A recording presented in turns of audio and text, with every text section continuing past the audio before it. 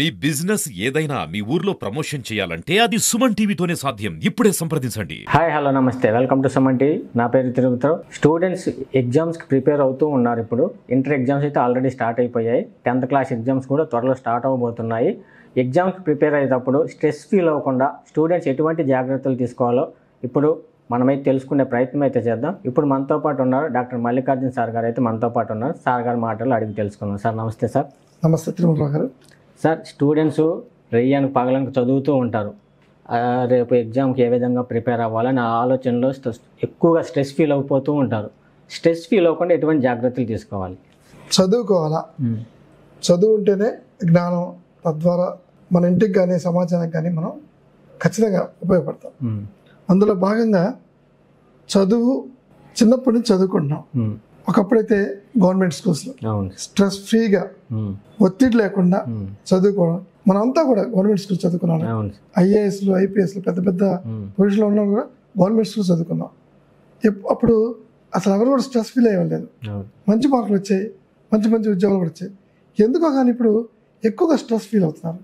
ఎక్కువసేపు night time 11 o'clock వరకు, ఉదయాన్నే 4 o'clock లేపడం, స్టడీ అవర్లు పెట్టడం, ఇవన్నీ కూడా ఇంత స్ట్రెస్ ఉంటే చదువు అవ్వదు. ఖచ్చితంగా వాళ్ళ మైండ్లోకి ఎక్కదు కూడా. ఇలా అర్థం చేసుకోకుండా ఒక విద్యా సంస్థ ఇంకొక విద్యా సంస్థ పోటీలు పెట్టుకొని మేము ఎక్కువ స్టడీ అవర్స్లు పెడుతున్నాం, ఎక్కువ స్టడీ చేపిస్తాం, పిల్లల్ని వృద్ధేస్తున్నాం చెప్తాను. ఇదంతా వేస్ట్ అండి. చాలా ఇబ్బంది పడుతున్నారు పిల్లలు. మనకు ఒక కరికులం ఉంది. గ్రాండ్ టెస్టులు పెట్టారు, యూనిట్ టెస్టులు పెట్టారు, హాఫ్ ఇయర్లీ, క్వార్టర్లీ ఇట్లాంటివి పెట్టారు. ఎప్పటికప్పుడు మనం చదువుకున్నాం. కానీ ఎగ్జామ్స్ రోజుల్లో ఎక్కువసేపు మేల్కోవడం వల్ల బ్రెయిన్ సరిగా పనిచేయక ఉన్నది కాస్త ఊడిపోతుంది. కాబట్టి ఎగ్జామ్స్ అప్పుడు చాలా రిలాక్స్గా సాయంత్రం 9-9:30 హ్యాపీగా పడుకోవాలా. ఉదయం 6 గంటలు లేవాలా. నీళ్ళ ఆహారం బాగా తీసుకోవాలి. పాలు కావచ్చు, మజ్జిగ కావచ్చు. మంచిగా ఏంటంటే బ్రెయిన్ ఎక్కువ పనిచేస్తుంది కాబట్టి, శరీరంలోకి చాలా అవగాహన యాక్టివ్గా ఉండాలి కాబట్టి నీళ్ళ ఆహారం బాగా తీసుకోవాలి కరెక్ట్గా. ఇప్పుడు ఎండాకాలం ఇది కూడా చాలా ప్రభావితం చేస్తుంది. కాబట్టి పిల్లల్ని ఒత్తిడి చేయకుండా ఆల్మోస్ట్ అంతా చదివేస్తాడు. మనకి మన్ కీ బాత్లో మోడీ గారు మనకు చెప్పినట్టుగా తొందరపడొద్దు, ఆవేశపడొద్దు. మీరు చదువుకునే గుర్తుంటాయి మీకు. మీరు ఎగ్జామ్లో ఆ పేపర్లు చూస్తే అన్నీ గుర్తుకొస్తాయి. కాబట్టి భయపడకుండా ఎగ్జామ్ పేపర్లు మీరు చేయండి. చదువు ఒక్కటే, మార్కులు ఒక్కటే మన జీవితానికి కొనమానం కదా. వారు చెప్పారు అట్లా. చదువుతో విజ్ఞానం సంపాదించాలా. ర్యాంకులు మనకు ముఖ్యం కాదు. మన మీద ఆధారపడి మన కుటుంబం కూడా ఎన్నో జాగ్రత్తలు తీసుకుంటారు మన గురించి. కాబట్టి రిజల్ట్స్ వస్తే అగత్యాలు చేసుకోకుండా ఎందుకు జరిగిందో తెలుసుకోవాలా. ఆ విధంగా చదువుకున్న విషయాన్ని ఆకలింపు చేసుకొని మనం ఎగ్జామ్ పేపర్లు పెడితే ఈజీగా అయిపోతాం. సార్, కొంతమంది ర్యాంక్స్ ఎక్కువగా సాధించాలని, ఫస్ట్ ర్యాంక్ రావాలి, సెకండ్ ర్యాంక్ రావాలనే ఉద్దేశంతో నైట్ మొత్తం మేల్కొని చదువుతూ ఉంటారు. ఏమైనా హెల్త్ ఇష్యూస్ వచ్చే ప్రాబ్లమ్స్ ఏమైనా ఉంటాయి? ఖచ్చితంగా ఈ విధంగా ఒత్తిడికి లోనైన తర్వాత వాళ్ళకి గుండె జబ్బుల అవకాశం వచ్చేదానికి అవకాశం ఉంది. నీళ్ళు సరిగా తాకపోవడం వల్ల కిడ్నీ జబ్బుల అవకాశం ఉంది.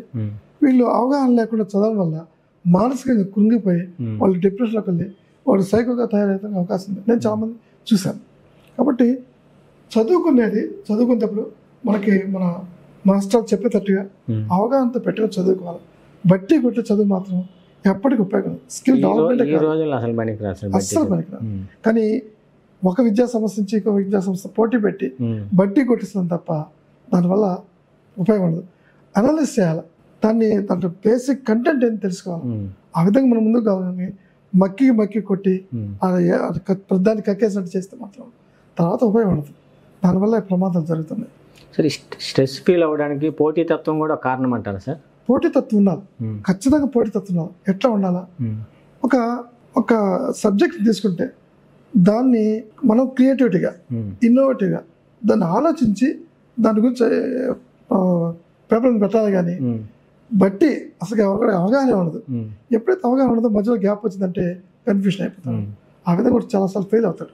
కాబట్టి ఏదైనా ఒక సబ్జెక్ట్ తీసుకుని దాని మీద పూర్తి అవగాహనతోనే ఎగ్జామ్ రాయాలి తప్ప బట్టి కొట్టేస్తే మాత్రం ఎప్పటికీ పనికిరాదు.